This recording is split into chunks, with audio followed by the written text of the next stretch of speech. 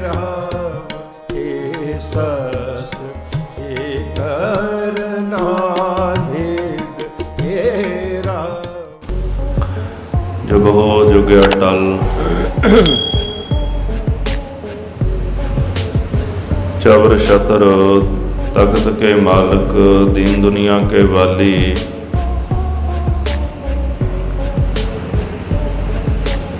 धन धन श्री गुरु ग्रंथ साहिब जी महाराज।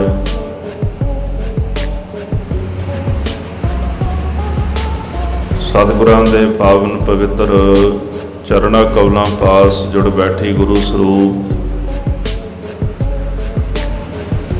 गुरु खालसा साध संगत। आप जी सरबत संगतां संध्या दे पावन दीवाना विच लड़ीवार श्री गुरु पंथ प्रकाश की कथा सरवण करन वास्ते जुड़ बैठे हो।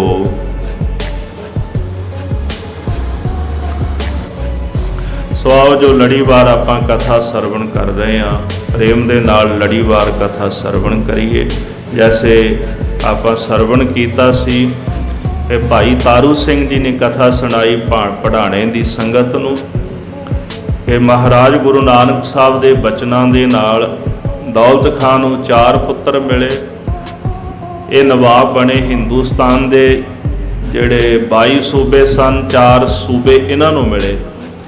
जिस नगर विच गुरु नानक साहब का प्रकाश होया सी तलवंडी, जिन्हों ननकाना साहब कहने, राय भोए उहदा मालक सी, राय बुलार का पिता सी। राय भोए जिहड़ा सी वो बैरम खान का वजीरे आजम बनया, वजीर बनया। उहदा बैरम खान के तख्त ते बहिंदा हिंदुस्तान की स्थिति डावांडोल हो गई। उन्हें पुराने सूबेदार कतल किए, दौलत खान के 4 पुत्र मार दिते, 2 नूं चढ़ा दिता कंधां दे विच ते 2 तलवार नाल सिर धड़ तो वखरे कर दिते। ते जिहड़ा राय भोए सी उहने ये गल कही बैरम खान नूं भी तू चंगा नहीं कर रहा, गलत कर रहे हैं। उहनूं भी मार दिता उन्हें। तू कौन होना सलाह देने वाला मैनूं? जिन्ने भी भले पुरश सारे मार दिते। दौलत खान गुरु नानक साहब महाराज दे कोल आया, बेनती की तुहाडे पुत्र जेड़े तुसी मैनू बख्शे सी ना, चारे दे चारे बेदोशे मार दिते, राय भोए मार दिता। पठाणा कोलों राज खो। महाराज कहते पठाणा कोलों राज खो लैने आ, पर द्वारा नहीं मिलना। महाराज मुगलों नूं दे दिओ। चाहुंदा तां यही सी कि पहला तुसी आप लै लो, पर महाराज कहते सानू तां चाहीदा नहीं। कहंदा जी फिर मुगलों नूं दे दिओ। गुरु साहब कहते जा फिर बाबर नूं लैके आ। फिर जाके काबल विच बाबर नूं मिलिया। आओ कथा सरवण करिए। मन बिरतियां कागर करन वास्ते जपो जी सतनाम श्री वाहिगुरु साहिब जीओ। जो कोई हिंदुस्तान है पीरपुरो। साध संगत जी, दौलत खान ने अपनी सारी विथया जिहड़ी वो बाबर नूं दसी। जिहड़ा बाबर सी वो चलण वास्ते तैयार हो गया, पर वजीर कहन लगा भी चलण तो पहला थोड़ी विचार कर लो। विचार करनी चाहिए है जे हिंदुस्तान नूं तुसीं सर करना, फतेह करना है। बाबर कहंदा दसो की तुहाडी विचार? उन्हें आख्या कि जिहड़ा हिंदुस्तान है वो पीरां दे नाल भरपूर है। आपां कहने आ भी हिंदुस्तान जिहड़ा है ये रब्बी रूहां दी, अवतारां दी, पैगंबरां दी धरती है। बड़े बड़े महापुरुष इत्थे होए। 9 खंडां वाली ये पृथ्वी है, ये भरत खंड है, तां इहनूं भारत वर्ष कहिंदे ने। हिंदुस्तान नाम जिहड़ा गुरबाणी विच इहदा वरतिया गया, इहनूं भारत कहा जांदा है। इंडिया शब्द गोरियां ने पाया, अंग्रेजी विच उन्हां ने इहनूं इंडिया आखिया। ते हिंदुस्तान जिहड़ा सी ये महापुरुषां दी धरती मन्नी जांदी सी। वजीर कहंदा भी हिंदुस्तान के उपर बड़े पीर फकीर हन, असीं जे हमला कर दिता तो यह गल पक्की है भी वो पीर जिहड़े रहिंदे ने ना, वो बैरम खान जिहड़ा हिंदुस्तान का मालिक है उसकी मदद जरूर करनगे। अगर पीर फकीरा ने बैरम खान की मदद की, बैरम शाह की मदद की, फिर तां नहीं हिंदुस्तान साडे कोलों जित्तिया जा सकदा। ਜਿਨ੍ਹਾਂ ਦੀ ਪੀਰ ਆਪ ਮਦਦ ਕਰਨਗੇ ਉਹਨਾਂ ਨੂੰ ਅਸੀਂ ਜਿੱਤ ਨਹੀਂ ਸਕਦੇ, ਸਾਡਾ ਉਹਨਾਂ ਤੇ ਵਸ ਨਹੀਂ ਚੱਲ ਸਕਦਾ। ਹਿੰਦੂ ਪੀਰ ਇੱਕ ਹਿੰਦ ਮੈਂ ਭਇਓ। ਹਾਂ, ਮੈਂ ਇੱਕ ਹਿੰਦੂ ਪੀਰ ਦੀ ਬੜੀ ਮਹਿਮਾ ਸੁਣੀ ਹੈ। ਕਾਰਨ ਇਹ ਹੈ ਵੀ ਉਹ ਗੁਰੂ ਸਾਹਿਬ ਨੂੰ ਹਿੰਦੂ ਪੀਰ ਹੀ ਕਹਿੰਦੇ ਸਨ। ਸਭ ਤੋਂ ਵੱਡਾ ਕਾਰਨ ਇਹ ਸੀ ਕਿ ਉਹਨਾਂ ਨੂੰ ਸਿੱਖ ਧਰਮ ਬਾਰੇ ਬਹੁਤਾ ਗਿਆਨ ਨਹੀਂ ਸੀ, ਇਸ ਕਰਕੇ ਉਹ ਹਿੰਦੂਆਂ ਦੇ ਪੀਰ ਹੀ ਕਹਿ ਦਿੰਦੇ ਸਨ। ਇਸ ਕਰਕੇ ਉਹਨੇ ਵਜ਼ੀਰ ਨੇ ਗੱਲ ਆਖੀ ਕਿ ਹਿੰਦੁਸਤਾਨ ਦੇ ਵਿੱਚ ਇੱਕ ਹਿੰਦੂਆਂ ਦਾ ਪੀਰ ਹੈ। ਸਭ ਪੀਰਨ ਕੀ ਪੀਰੀ ਲੈ ਗਇਓ। ਉਹ ਪੀਰ ਇਤਨਾ ਕੁ ਮਹਾਨ, ਇਤਨਾ ਕੁ ਵਿਸ਼ਾਲ ਵੱਡਾ ਹੈ ਕਿ ਉਹ ਸਾਰੇ ਪੀਰਾਂ ਦੀ ਪੀਰੀ ਖੋਹ ਕੇ ਲੈ ਗਿਆ ਹੈ। ਸੋ ਪੂਰੋ ਕੋਈ ਨਾ ਭਇਓ। ਉਹਦੇ ਸਨਮੁਖ ਅੱਜ ਤੱਕ ਕੋਈ ਖੜਿਆ ਨਹੀਂ, ਨਾ ਕੋਈ ਪੀਰ ਖੜਿਆ, ਨਾ ਕੋਈ ਪੰਡਤ ਖੜਿਆ, ਨਾ ਕੋਈ ਕਰਾਮਾਤੀ ਖੜਿਆ, ਨਾ ਕੋਈ ਬਾਦਸ਼ਾਹ ਖੜਿਆ ਤੇ ਨਾ ਕੋਈ ਸਿੱਧ ਖੜਿਆ। ਇੰਨਾ ਪ੍ਰਤਾਪ ਗੁਰੂ ਨਾਨਕ ਸਾਹਿਬ ਦਾ। ਤੇ ਸਤਿਗੁਰੂ ਗੁਰੂ ਨਾਨਕ ਸਾਹਿਬ ਸੱਚੇ ਪਾਤਸ਼ਾਹ ਜੀ ਵਰਗਾ ਕੋਈ ਪੂਰਾ ਪੀਰ ਜਿਹੜਾ ਉਹ ਹਿੰਦੁਸਤਾਨ ਤੇ ਨਹੀਂ ਹੋਇਆ। ਸੋ ਅੜਿਓ ਸੋ ਹਾਰ ਗਇਓ। ਜਿਹੜਾ ਵੀ ਸਤਿਗੁਰਾਂ ਦੇ ਸਾਹਮਣੇ ਅੜਿਆ ਉਹਨੂੰ ਅਖੀਰ ਹਾਰਨਾ ਪਿਆ ਹੈ। ਹਿੰਦੂ ਔਰ ਸੋ ਮੁਸਲਮਾਨ। ਭਾਵੇਂ ਕੋਈ ਹਿੰਦੂ ਹੈ ਤੇ ਭਾਵੇਂ ਕੋਈ ਮੁਸਲਮਾਨ, ਜਿਨ੍ਹਾਂ ਨੇ ਗੁਰੂ ਸਾਹਿਬ ਦੇ ਦਰਸ਼ਨ ਕੀਤੇ ਹਨ, ਤੁਮ ਦੋਨੋਂ ਦੇ ਇੱਕ ਸੇ ਜਾਨ। ਸਤਿਗੁਰਾਂ ਨੇ ਉਹਨਾਂ ਦਾ ਭਲਾ ਕੀਤਾ ਤੇ ਉਹਨਾਂ ਦੋਹਾਂ ਨੂੰ ਇੱਕੋ ਰੂਪ ਜਾਣਿਆ। ਹਿੰਦੂ ਦੇ ਧਿਆਨ ਦੇ ਵਿੱਚ ਮੁਸਲਮਾਨ ਹੋ ਸਕਦਾ ਹੈ, ਮੁਸਲਮਾਨ ਦੀ ਦ੍ਰਿਸ਼ਟੀ ਵਿੱਚ ਕੋਈ ਹਿੰਦੂ ਹੋ ਸਕਦਾ ਹੈ, ਪਰ ਗੁਰੂ ਸਾਹਿਬ ਦੀ ਨਿਗਾਹ ਦੇ ਵਿੱਚ ਮਾਨਸ ਕੀ ਜਾਤ ਸਭ ਹੈ ਇੱਕ ਹੈ ਪਹਿਚਾਨਬੋ। ਉਹ ਸਾਰਿਆਂ ਨੂੰ ਮਨੁੱਖ ਸਮਝਦੇ ਸਨ ਕਿ ਸਭ ਪਰਮੇਸ਼ਰ ਦੇ ਵਾਹਿਗੁਰੂ ਦੇ ਬਣਾਏ ਹੋਏ ਅਵਲ ਅੱਲ੍ਹ ਨੂਰ ਉਪਾਇਆ ਕੁਦਰਤ ਕੇ ਸਭ ਬੰਦੇ। ਇਹ ਸਾਰੇ ਕੁਦਰਤ ਦੇ ਵਾਹਿਗੁਰੂ ਦੇ ਬੰਦੇ ਹਨ ਕੀ ਸੇਵਾ ਦੋਨੋਂ ਕਰੈ। ਤੇ ਗੁਰੂ ਸਾਹਿਬ ਦੀ ਸੇਵਾ ਦੋਨੇ ਹੀ ਕਰਦੇ, ਹਿੰਦੂ ਵੀ ਕਰਦੇ ਨੇ ਤੇ ਮੁਸਲਮਾਨ ਵੀ ਕਰਦੇ ਹਨ। ਮੁਰਾਦਾਂ ਦੋਨੋਂ ਖਰੇ। ਤੇ ਦੋਨੇ ਹੀ ਆਪਣੀਆਂ ਮੁਰਾਦਾਂ ਲੈਣ ਵਾਸਤੇ, ਮਨ ਦੀਆਂ ਇੱਛਾਵਾਂ ਪੂਰਨ ਕਰਨ ਵਾਸਤੇ ਗੁਰੂ ਸਾਹਿਬ ਦੇ ਚਰਨਾਂ 'ਚ ਖਲੋਤੇ ਹਨ। ਕਰਾਮਾਤ ਮੈਂ ਹੈ ਬੜ ਪੂਰਾ। ਤੇ ਉਹ ਪੀਰ ਕਰਾਮਾਤ ਦੇ ਵਿੱਚ ਪੂਰਾ ਹੈ। ਉਹਦੇ ਤੋਂ ਜ਼ਿਆਦੀ, ਉਹਦੇ ਤੋਂ ਵੱਡੀ ਕਰਾਮਾਤ ਹੋਰ ਕਿਸੇ ਦੂਸਰੇ ਵਿੱਚ ਨਹੀਂ ਹੈ। ਜਾਨ ਖੁਦਾਏ ਦੇ ਰਹਿ ਹਜ਼ੂਰਾ। ਇਸ ਤਰ੍ਹਾਂ ਮੰਨ ਲਓ ਕਿ ਜਿਵੇਂ ਉਹ ਖੁਦਾ ਦੀ ਹਜ਼ੂਰੀ ਦੇ ਵਿੱਚ ਹੀ ਰਹਿੰਦਾ ਹੈ। ਕੌਣ ਸਮਝਾਏ ਕੋ ਆਪ ਹੀ ਖੁਦਾ ਹੈ, ਆਪ ਹੀ ਅਕਾਲ ਪੁਰਖ ਦਾ ਸਰਗਣ ਸਰੂਪ ਜਿਹੜਾ ਧਰਤੀ ਤੇ ਆਇਆ ਹੈ। ਪਰ ਫਿਰ ਵੀ ਉਹਨੇ ਆਖਿਆ ਕਿ ਇਸ ਤਰ੍ਹਾਂ ਜਾਪਦਾ ਜਿਵੇਂ ਉਹ ਖੁਦਾ ਦੀ ਹਜ਼ੂਰੀ ਵਿੱਚ ਰਹਿੰਦਾ ਹੈ। ਆਪਾਂ ਕੋਲ ਕੋਈ ਹੋਵੇ ਨਾ ਤੇ ਉਹਦੇ ਕੋਲੋਂ ਚੀਜ਼ ਮੰਗ ਲਈ ਵੀ ਮੈਂ ਫਲਾਣੇ ਨੂੰ ਦੇਣੀ ਆ। ਕਿਸੇ ਰਾਜੇ ਦੇ ਕੋਲ ਹੋਵੇ ਕੋਈ ਮਨੁੱਖ ਖੜਾ ਹੋਇਆ ਤੇ ਉਹਦੇ ਕੋਲੋਂ ਚੀਜ਼ ਲੈ ਕੇ ਦੂਜੇ ਨੂੰ ਤਾਂ ਦੇ ਸਕਦਾ ਨਾ। ਜਿਹੜਾ ਰੱਬ ਦੀ ਹਜ਼ੂਰੀ ਵਿੱਚ, ਰੱਬ ਦੀ ਕਚਹਿਰੀ ਦੇ ਵਿੱਚ ਰਹਿੰਦਾ ਹੈ ਤੇ ਜਦੋਂ ਉਹਦੇ ਕੋਲੋਂ ਕੋਈ ਮੰਗਦਾ ਤੇ ਉਹ ਰੱਬ ਨੂੰ ਲੈ ਕੇ ਦਿੰਦਾ ਹੈ। ਪਰ ਜਿੱਥੇ ਗੱਲ ਗੁਰੂ ਨਾਨਕ ਸਾਹਿਬ ਦੀ, ਉਹ ਤਾਂ ਆਪ ਦਾਤੇ ਨੇ।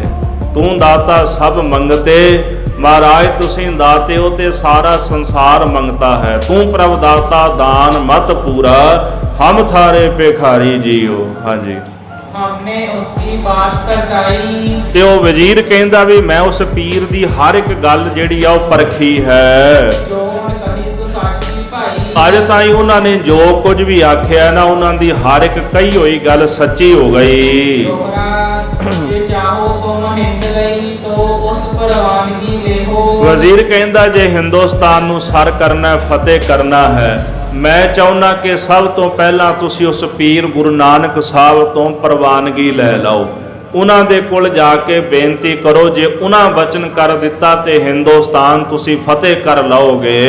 बिन परवानगी उसे ते आगे पैर न देहो। ਗੁਰੂ ਨਾਨਕ ਸਾਹਿਬ ਦੀ ਪ੍ਰਵਾਨਗੀ ਤੋਂ ਬਿਨਾਂ ਤੁਸੀਂ ਪੈਰ ਅੱਗੇ ਨਹੀਂ ਰੱਖਣਾ। ਜੇ ਉਹਨਾਂ ਨੇ ਪ੍ਰਵਾਨਗੀ ਨਾ ਦਿੱਤੀ ਤੇ ਫਿਰ ਹਿੰਦੁਸਤਾਨ ਫਤਿਹ ਨਹੀਂ ਹੋਣਾ। ਤੇ ਉਹਨਾਂ ਦੀ ਪ੍ਰਵਾਨਗੀ ਤੋਂ ਬਿਨਾਂ ਅੱਗੇ ਪੈਰ ਨਾ ਰੱਖਿਓ। ਪਹਿਲਾਂ ਉਹਨਾਂ ਦੀ ਆਗਿਆ ਲੈ ਲਓ ਤੇ ਫਿਰ ਹਿੰਦੁਸਤਾਨ ਤੇ ਹਮਲਾ ਕਰ ਦਿਓ। जो पई तब दौलत सुन बोलत भयो। ਵਜ਼ੀਰ ਜਦੋਂ ਇਹ ਗੱਲਾਂ ਕਰ ਰਿਹਾ ਸੀ, ਦੌਲਤ ਖਾਂ ਉਹਦੀਆਂ ਗੱਲਾਂ ਸੁਣਦਾ ਸੀ ਤੇ ਦੌਲਤ ਖਾਨ ਨੇ ਫਿਰ ਜਵਾਬ ਦਿੱਤਾ ਹੈ। आपने वह पीर कर लियो। ਦੌਲਤ ਖਾਂ ਕਹਿਣ ਲੱਗਾ, ਵਜ਼ੀਰ ਜੀ ਜਿਸ ਪੀਰ ਦੀ ਗੱਲ ਤੁਸੀਂ ਕਰਦੇ ਹੋ, ਉਸ ਗੁਰੂ ਨਾਨਕ ਸਾਹਿਬ ਨੂੰ ਮੈਂ ਆਪਣਾ ਪੀਰ ਮੰਨਿਆ, ਉਹਨੂੰ ਮੈਂ ਆਪਣਾ ਪੀਰ ਧਾਰਿਆ ਹੈ। परवानगी से हम आए। ਉਸ ਪੀਰ ਦੀ ਪ੍ਰਵਾਨਗੀ ਤੇ ਇੱਥੇ ਆਇਆ ਮੈਂ। ਉਹਨਾਂ ਨੇ ਜਦੋਂ ਪ੍ਰਵਾਨਗੀ ਦਿੱਤੀ ਤਾਂ ਹੀ ਮੈਂ ਕਾਬਲ ਵਿੱਚ ਪਹੁੰਚਿਆ ਹਾਂ। परवानगी उसकी चाहे। ਮੈਂ ਵੀ ਚਾਹੁੰਦਾ ਹਾਂ ਕਿ ਤੁਸੀਂ ਵੀ ਜਾ ਕੇ ਗੁਰੂ ਨਾਨਕ ਸਾਹਿਬ ਦੀ ਪ੍ਰਵਾਨਗੀ ਲੈ ਲਓ। ਹਮਾਰੇ ਉਸ ਬਚਨ ਕਰਾਏ। ਉਹਨਾਂ ਨੇ ਬਚਨ ਕੀਤੇ ਸਨ, ਹੁਕਮ ਕੀਤਾ ਸੀ, ਮੈਂ ਇੱਥੇ ਆ ਗਿਆ। ਪਰ ਇੱਥੇ ਆਉਣ ਤੋਂ ਪਹਿਲਾਂ ਇੱਕ ਬਚਨ ਮੈਂ ਗੁਰੂ ਨਾਨਕ ਸਾਹਿਬ ਤੋਂ ਲੈ ਕੇ ਆਇਆ ਹਾਂ। ਆਨੰਦ ਸ਼ਾਹੀ ਮੈਂ ਆਇਓ ਗਵਾਏ। ਮੈਂ ਪਠਾਣਾਂ ਦੀ ਸ਼ਾਹੀ ਗਵਾ ਦਿੱਤੀ, ਭਾਵ ਉਹਨਾਂ ਦਾ ਰਾਜ ਭਾਗ, ਉਹਨਾਂ ਦੀ ਪਾਤਸ਼ਾਹੀ ਖਤਮ ਕਰ ਦਿੱਤੀ। ਮੈਂ ਗੁਰੂ ਸਾਹਿਬ ਨੂੰ ਬੇਨਤੀ ਕੀਤੀ ਕਿ ਪਠਾਣਾਂ ਕੋਲੋਂ ਰਾਜ ਖੋਹ ਲਓ, ਇਹ ਜ਼ੁਲਮੀ ਤੇ ਅਤਿਆਚਾਰੀ ਹੋ ਗਏ ਨੇ। ਤੇ ਗੁਰੂ ਨਾਨਕ ਸਾਹਿਬ ਨੇ ਬਚਨ ਕੀਤਾ ਤੇ ਪਠਾਣਾਂ ਦਾ ਰਾਜ ਭਾਗ ਜਿਹੜਾ ਗੁਰੂ ਸਾਹਿਬ ਨੇ ਬਚਨਾਂ ਨਾਲ ਹੀ ਖਤਮ ਕਰ ਦਿੱਤਾ। ਮੈਂ ਆਇਓ ਮੁਗਲਨ ਬਖਸ਼ਾਏ। ਇਸ ਪ੍ਰਕਾਰ ਮੈਂ ਮੁਗਲਾਂ ਨੂੰ ਪਾਤਸ਼ਾਹੀ ਬਖਸ਼ਾ ਕੇ ਇੱਥੇ ਆਇਆ ਹਾਂ। ਪਰੇ ਉਠੋ ਬਾਬਰ ਰਾਹੀ। ਜਦੋਂ ਗੁਰੂ ਸਾਹਿਬ ਨੇ ਹੁਕਮ ਕੀਤਾ ਕਿ ਪਾਤਸ਼ਾਹੀ ਪਠਾਣਾਂ ਕੋਲੋਂ ਖੋਹ ਕੇ ਮੁਗਲਾਂ ਨੂੰ ਦੇ ਦਿੱਤੀ ਹੈ, ਇਹ ਹੁਕਮ ਸੁਣਦਿਆਂ ਸਾਰ ਮੈਂ ਕਾਬਲ ਦੇ ਰਾਹ ਨੂੰ ਪੈ ਗਿਆ। ਓ ਬਾਬਰ ਮੁਖ ਬਚਨ ਉਚਾਰੋ। ਇਹ ਬਚਨ ਸੁਣ ਕੇ ਨਾ ਬਾਬਰ ਨੇ ਅੱਗੋਂ ਜਵਾਬ ਦਿੱਤਾ ਹੈ। ਹੋ ਗਿਆ ਸ਼ਾਹੀ ਦੇਵਨ ਵਾਰੋ। ਆਖਣ ਲੱਗਾ ਕਿ ਉਹ ਪੀਰ ਕੀ ਸਾਨੂੰ ਬਾਦਸ਼ਾਹੀ ਦੇਣ ਵਾਲਾ, ਉਹ ਸਾਨੂੰ ਕੀ ਬਾਦਸ਼ਾਹੀ ਦੇਗਾ। ਮੁਸਲਮਾਨ ਸੀ, ਉਹਦਾ ਭਰੋਸਾ ਆਪਣੇ ਰਸੂਲ ਉੱਪਰ ਸੀ, ਮੁਹੰਮਦ ਸਾਹਿਬ ਤੇ ਭਰੋਸਾ ਰੱਖਦਾ ਸੀ, ਤਾਂ ਹੀ ਕਹਿ ਦਿੱਤਾ ਕਿ ਉਹ ਪੀਰ ਮੈਨੂੰ ਕੀ ਬਾਦਸ਼ਾਹੀ ਦੇਵੇਗਾ। ਸ਼ਾਹੀ ਦੇਵੇ ਹਮੈ ਰਸੂਲ। ਸਾਨੂੰ ਤਾਂ ਸ਼ਾਹੀ ਜਿਹੜੀ ਆ ਉਹ ਸਾਡਾ ਰਸੂਲ ਮੁਹੰਮਦ ਸਾਹਿਬ ਦੇਵਣਗੇ। ਦਰਗਹਿ ਜਾਤੀ ਬਖਸ਼ ਕਬੂਲ। ਕਹਿੰਦੇ ਜਿਹਦੀ ਬਖਸ਼, ਜਿਹਦੀ ਅਰਦਾਸ, ਜਿਹਦੀ ਦੁਆ ਦਰਗਾਹ ਵਿੱਚ ਕਬੂਲ ਹੁੰਦੀ ਹੈ ਨਾ, ਸਾਨੂੰ ਤਾਂ ਪਾਤਸ਼ਾਹੀ ਕੇਵਲ ਉਹਨੇ ਦੇਣੀ ਹੈ। ਰਸੂਲ ਹਮਾਰੋ ਸ਼ਰੀਕ ਖੁਦਾਏ। ਜਿਹੜਾ ਰਸੂਲ ਹੈ ਉਹ ਤਾਂ ਖੁਦਾ ਦਾ ਸ਼ਰੀਕ ਹੈ, ਪਰ ਸੱਚ ਤਾਂ ਇਹ ਹੈ ਵੀ ਖੁਦਾ ਤਾਂ ਹੈ ਹੀ ਲਾ ਸ਼ਰੀਕ, ਖੁਦਾ ਤਾਂ ਹੈ ਹੀ ਲਾ ਸ਼ਰੀਕ। ਮਹਾਰਾਜ ਤਾਂ ਬਾਣੀ ਵਿੱਚ ਕਹਿੰਦੇ ਨੇ ਵੀ ਨਾ ਉਹਦਾ ਕੋਈ ਪਿਤਾ, ਨਾ ਕੋਈ ਮਾਤਾ, ਨਾ ਕੋਈ ਦੁਸ਼ਮਣ, ਨਾ ਕੋਈ ਮਿੱਤਰ, ਨਾ ਕੋਈ ਭਰਾ। ਉਹਦਾ ਭਰਾ ਵੀ ਕੋਈ ਨਹੀਂ, ਨਾ ਪੁੱਤਰ ਹੈ, ਨਾ ਪੁੱਤਰ ਹੈ, ਨਾ ਸੱਤਰ ਹੈ, ਨਾ ਮਿੱਤਰ ਹੈ, ਨਾ ਤਾਤਾ ਹੈ, ਨਾ ਮਾਤਾ ਹੈ, ਨਾ ਮਾਂ, ਨਾ ਪੁੱਤਰ, ਨਾ ਭਰਾ, ਨਾ ਦੁਸ਼ਮਣ, ਨਾ ਮਿੱਤਰ, ਕੋਈ ਵੀ ਨਹੀਂ ਉਹਦਾ। ਫਿਰ ਰੱਬ ਦਾ ਸ਼ਰੀਕ ਕੌਣ ਬਣ ਗਿਆ? ਸ਼ਰੀਕ ਦਾ ਇੱਥੇ ਅਖਰੀ ਅਰਥ ਵਿਦਵਾਨ ਕਰਦੇ ਨੇ ਭਰਾ। ਤੇ ਬਾਬਰ ਕਹਿੰਦਾ ਵੀ ਮੁਹੰਮਦ ਸਾਹਿਬ ਜਿਹੜੇ ਰੱਬ ਦੇ ਸ਼ਰੀਕ, ਉਹ ਰੱਬ ਦੇ ਭਰਾ ਮੰਨੇ ਜਾਂਦੇ ਹਨ। ਹੁਣ ਗੱਲ ਸੁਭਾਵਕ ਹੈ ਵੀ ਇੱਕ ਭਰਾ ਤੇ ਦੂਜਾ ਭਰਾ, ਫਿਰ ਦੋਨੋਂ ਇੱਕੋ ਜਿਹੇ ਜਾਏ ਹੋ ਗਏ ਨਾ, ਫਿਰ ਦੋਨੇ ਇੱਕੋ ਹੋ ਗਏ ਤੇ ਦੋਨਾਂ ਕੋਲ ਤਾਕਤ ਵੀ ਬਰਾਬਰ ਦੀ ਹੋਵੇਗੀ। ਪਰ ਰੱਬ ਵਰਗਾ ਤਾਂ ਕੋਈ ਹੈ ਨਹੀਂ, ਉਹਦਾ ਵਰਗਾ ਤਾਂ ਕੇਵਲ ਉਹੀ ਹੈ। ਮਹਾਰਾਜ ਕਲਗੀਧਰ ਜੀ ਨੂੰ ਵੀ ਇੱਕ ਰਾਣੀ ਨੇ ਬੇਨਤੀ ਕੀਤੀ, ਮਹਾਰਾਜ ਤੁਹਾਡੇ ਜੈਸਾ ਪੁੱਤਰ ਚਾਹੀਦਾ। ਸਤਿਗੁਰੂ ਕਹਿੰਦੇ ਮਾਤਾ ਮੇਰੇ ਜਿਹਾ ਕੇਵਲ ਮੈਂ ਹੀ ਹਾਂ, ਮੇਰੇ ਜਿਹਾ ਕੇਵਲ ਮੈਂ ਹੀ ਹਾਂ, ਮੈਨੂੰ ਪੁੱਤਰ ਮੰਨ ਲੈ, ਮੈਂ ਵੀ ਤਾਂ ਤੇਰਾ ਪੁੱਤਰ ਹੀ ਹਾਂ। ਵਾਕਿਆ ਗੱਲ ਸੱਚੀ ਹੈ। ਮਹਾਰਾਜ ਕਲਗੀਧਰ ਵਰਗਾ ਨਾ ਕੋਈ ਹੋਇਆ ਤੇ ਨਾ ਕੋਈ ਹੋਵੜਾ ਤੇ ਨਾ ਕੋਈ ਹੋ ਸਕਦਾ ਹੈ। ਜੈਸਾ ਤੂੰ ਤੈਸਾ ਤੂੰ ਹੀ, ਕਿਆ ਉਪਮਾ ਦੀਜੈ। ਜਿਹੋ ਜਿਹਾ ਵਾਹਿਗੁਰੂ ਤੂੰ ਹੈ, ਕੇਵਲ ਤੂੰ ਹੀ ਹੈ। ਤੇਰੀ ਤੁਲਨਾ ਕਿਸੇ ਹੋਰ ਨਾਲ ਕੀਤੀ ਨਹੀਂ ਜਾ ਸਕਦੀ, ਤੈਨੂੰ ਉਪਮਾ ਕਿਸੇ ਹੋਰ ਨਾਲ ਦਿੱਤੀ ਨਹੀਂ ਜਾ ਸਕਦੀ। ਭੱਲੇ ਅਮਰਦਾਸ ਗੁਣ ਤੇਰੇ, ਤੇਰੀ ਉਪਮਾ ਤੋਹੇ ਬਣਿਆ ਹੋਇਆ। ਜਿਹੜੀ ਤੁਹਾਡੀ ਉਪਮਾ ਤੁਹਾਨੂੰ ਹੀ ਬਣਾਉਂਦੀ। ਆਪਾਂ ਦੂਜੇ ਨਾਲ ਉਪਮਾ ਦੇ ਦਿੰਦੇ ਆ ਨਾ ਜੀ, ਫਲਾਣਾ ਸਿੰਘ ਫਲਾਣੇ ਵਰਗਾ ਲੱਗਦਾ, ਇਹ ਹੁੰਦੀ ਉਪਮਾ ਵੀ ਦੂਜੇ ਵਰਗਾ ਲੱਗਦਾ, ਇਹਦੀ ਸ਼ਕਲ ਉਹਦੇ ਨਾਲ ਮਿਲਦੀ ਹੈ ਜੀ, ਇਹਦੇ ਗੁਣ ਉਹਦੇ ਨਾਲ ਮਿਲਦੇ ਨੇ, ਇਹ ਹੁੰਦੀ ਉਪਮਾ ਦੇਣੀ। ਕਿਸੇ ਚੀਜ਼ ਨੂੰ ਕੰਪੇਅਰ ਕਰਨਾ ਹੋਵੇ, ਕਿਸੇ ਨੂੰ ਚੰਗੀ ਕਹਿਣਾ ਹੋਵੇ ਚੀਜ਼, ਤੇ ਉਹ ਦੂਜੇ ਨਾਲ ਉਹਨੂੰ ਵੜਿਆ ਦਿੰਦੇ ਨੇ। ਤੇ ਕਿਸੇ ਦਾ ਮੁਖ ਸੋਹਣਾ ਹੋਵੇ ਤੇ ਕਵੀ ਜਨ ਕਹਿੰਦੇ ਵੀ ਚੰਦਰਮੇ ਵਰਗਾ ਮੁਖ ਹੈ, ਕਹਿ ਦਿੰਦੇ ਨਾ ਵੀ ਚੰਦਰਮੇ ਵਰਗਾ ਮੁਖ, ਕਿਉਂ ਕਹਿੰਦੇ? ਉਪਮਾ ਦਿੰਦੇ ਨੇ, ਉਹਨਾਂ ਕੋਲ ਐਗਜ਼ਾਮਪਲ ਇਹੀ ਹੁੰਦੀ ਹੈ। ਤੇ ਮਹਾਰਾਜ ਕਹਿੰਦੇ ਵੀ ਵਾਹਿਗੁਰੂ ਜਿਹੋ ਜਿਹਾ ਤੂੰ ਉਹੋ ਜਿਹਾ ਤੂੰ ਹੀ ਹੈ, ਤੇਰੀ ਉਪਮਾ ਕਿਹਦੇ ਨਾਲ ਕਰੀਏ, ਕਿਉਂਕਿ ਤੇਰੇ ਵਰਗਾ ਕੋਈ ਹੈ ਨਹੀਂ। ਕਹੂ ਹਰ ਸਮਾਨ ਨਹੀਂ ਰਾਜਾ, ਵਾਹਿਗੁਰੂ ਵਰਗਾ ਥੋੜਾ ਕੋਈ ਦੁਨੀਆ ਵਿੱਚ। ਇਸ ਕਰਕੇ ਸਾਧ ਸੰਗਤ ਜੀ, ਮਹਾਰਾਜ ਗੁਰੂ ਨਾਨਕ ਸਾਹਿਬ ਸੱਚੇ ਪਾਤਸ਼ਾਹ ਜੀ ਵਰਗਾ ਕੋਈ ਨਹੀਂ, ਪਰ ਫਿਰ ਰਸੂਲ ਹਮਾਰੋ ਸ਼ਰੀਕ ਖੁਦਾਏ। ਬਾਬਰ ਕਹਿੰਦਾ ਕਿ ਜਿਹੜਾ ਰਸੂਲ ਹੈ ਉਹ ਰੱਬ ਦਾ, ਖੁਦਾ ਦਾ ਸ਼ਰੀਕ ਹੈ। ਜੋ ਚਾਹੇ ਸੋ ਲੈ ਕਰਾਏ। ਜੋ ਉਹ ਚਾਹੁੰਦਾ ਫਿਰ ਉਹਦੇ ਕੋਲੋਂ ਕਰਾ ਵੀ ਲੈਂਦਾ ਹੈ। ਤੇ ਹੁਣ ਜਾ ਕਰਕੇ ਮੈਂ ਫਿਰ ਨਾਨਕ ਪੀਰ ਨੂੰ ਵੀ ਵੇਖ ਲੈਣਾ, ਜਿਹਦੀ ਮਹਿਮਾ ਤੁਸੀਂ ਮੇਰੇ ਕੋਲ ਕਰਦੇ ਹੋ। ਆਏ। ਮੈਂ ਉਹਦੇ ਤੇ ਭਰੋਸਾ ਕਰਾਂਗਾ, ਪਰ ਜੇ ਉਹ ਮੇਰੇ ਮਨ ਦੀ ਤਸੱਲੀ ਕਰਾ ਦੇ ਨਾ, ਫਿਰ ਮੈਂ ਉਹਨਾਂ ਤੇ ਭਰੋਸਾ ਕਰਾਂਗਾ। ਦੋਹਰਾ ਤਬ ਦੌਲਤ ਖਾਂ ਬੋਲਿਆ ਵਹ ਹਿੰਦੂ ਦੋਸਤ ਖੁਦਾਏ। ਦੌਲਤ ਖਾਨ ਨੇ ਫਿਰ ਆਖਿਆ, ਹੇ ਬਾਦਸ਼ਾਹ, ਗੁਰੂ ਨਾਨਕ ਸਾਹਿਬ ਜੀ ਜੋ ਪੀਰ ਹਨ ਉਹ ਹਿੰਦੂਆਂ ਦੇ ਵੀ ਪੀਰ ਹਨ, ਉਹ ਮੁਸਲਮਾਨਾਂ ਦੇ ਵੀ ਦੋਸਤ ਹਨ, ਉਹ ਖੁਦਾ ਦਾ ਸਰੂਪ ਨੇ। ਉਹਨਾਂ ਦੀ ਨਿਗਾਹ ਵਿੱਚ ਦੋਹਾਂ ਲਈ ਕੋਈ ਭੇਦ ਭਾਵ, ਕੋਈ ਫਰਕ ਨਹੀਂ ਹੈ। ਚੱਲ ਕਰ ਕਰੋ ਦੀਦਾਰ ਤੁਮ ਦੇਵੇ ਮਨ ਪਤਿਆਏ। ਤੁਸੀਂ ਚੱਲੋ, ਚੱਲ ਕੇ ਉਹਨਾਂ ਦੇ ਦੀਦਾਰ ਕਰੋ, ਉਹਨਾਂ ਦੇ ਦਰਸ਼ਨ ਕਰੋ, ਤੁਹਾਡੇ ਮਨ ਦੀ ਤਸੱਲੀ ਕਰਾ ਦੇਣਗੇ। ਉਹਨਾਂ ਦੇ ਦੀਦਾਰ ਦਰਸ਼ਨ ਕਰਨ ਦੇ ਨਾਲ ਹੀ ਮਨੁੱਖ ਦਾ ਮਨ ਪਤੀਜ ਜਾਂਦਾ ਹੈ। ਜੋ ਪਈ ਤਬ ਬਾਬਰ ਫਿਰ ਕਹੀ ਉਲਟਾਏ। ਬਾਬਰ ਨੇ ਦੌਲਤ ਖਾਨ ਦੀ ਗੱਲ ਉਲਟਾਈ, ਭਾਵ ਜਵਾਬ ਦਿੱਤਾ ਉਹਦੀ ਗੱਲ ਦਾ।